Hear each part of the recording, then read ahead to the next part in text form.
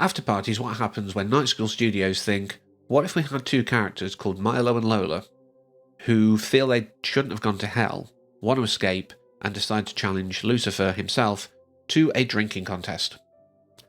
And that is basically what the description I had when I first decided to buy this game sort of said to me. I was very curious. I thought this could be very tongue-in-cheek, off-the-wall kind of humour, and some of that doesn't land, I will admit. It does have flaws, but there's a lot of moments that do work, and there's a lot of heart in this.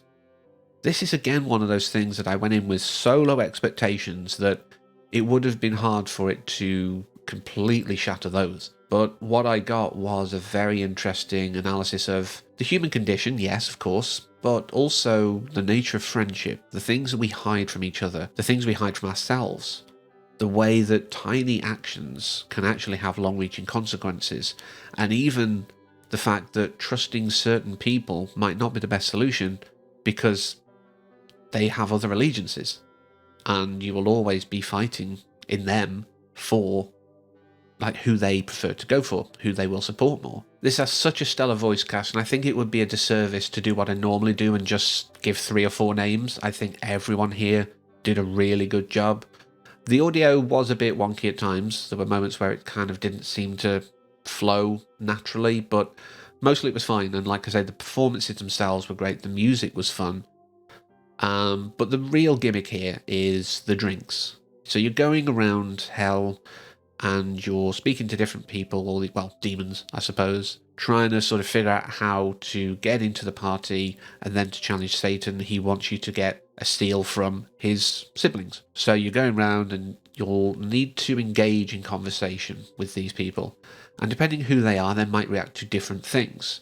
Normally you only have a couple of options. However, if you take a sip of a drink, more options will come up, another option based on the drink you have. Some will give you what's called liquid courage, so you'll be a bit more bold. Some will make you super flirty. There are really fun ones, and I did use a couple of these until I was like, I probably need to use something that'll actually help me. But I did use the pirate one and the sort of mobster one, which is like, I'm going to get you guys, see? If you understood what I'm getting at with that, then that was not a bad impression, technically. But so you go around, you do this, and you meet these people. You can make a choice as to who you help, how you help them in some cases, and there's a lot of replayability here. But of course it's me, I only do one playthrough, that's my canon story. Otherwise I'd have no time for anything else if I kept replaying all these games I've talked about to get all the endings. I have a life, I've started uni recently, I've got things going on. But I really did enjoy this, and, yeah, it's got its flaws, like I say. It's not perfect, but how these two friends who realise that they are more...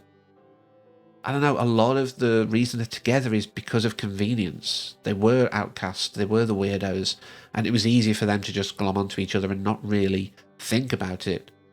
But weirdly enough, going through hell, I mean, not weirdly enough, something like that kind of trauma, shared trauma is a great friendship creator. But it does, at least how I ended it, it does cement their friendship. I do want to give one bit of praise to this game that I don't think a lot of games do. You can fail the end. You can be stuck in hell. And for some people, they will treat that as a playthrough. They'll be like, yep, that's my stuck in hell ending. Now let's do the escape ending. Fine, that's you. But you do get to constantly retry the drinking games with Satan, and I love that idea. If, like me, you don't want to sit there and play through the whole thing again just because you suck at stacking empty shot glasses, then I like the fact that it gives you that way out. It does give you an opportunity to come at it again. And eventually, yeah, I did beat it, and I enjoyed it. I do think that this is a fun time. It's not too much. It's not in a high price range. It's not AAA kind of cost. So if you've got a bit of money to spare, big ask at this time, I know, but if you've got a bit to spare and it sounds at least vaguely interesting to you, I'd definitely say go and support it. I do like to talk more about these independent games than the AAA titles because they don't have the marketing budget, so I'm kind of acting as that. I know I've paid for it. Nobody's paying for me to say this, so they've got double out to me, and I'm happy to give that with a lot of these things that I talk about. But yes, Afterparty, some of the jokes don't land, like I said before, but it's generally a fun time, and I do recommend playing through it.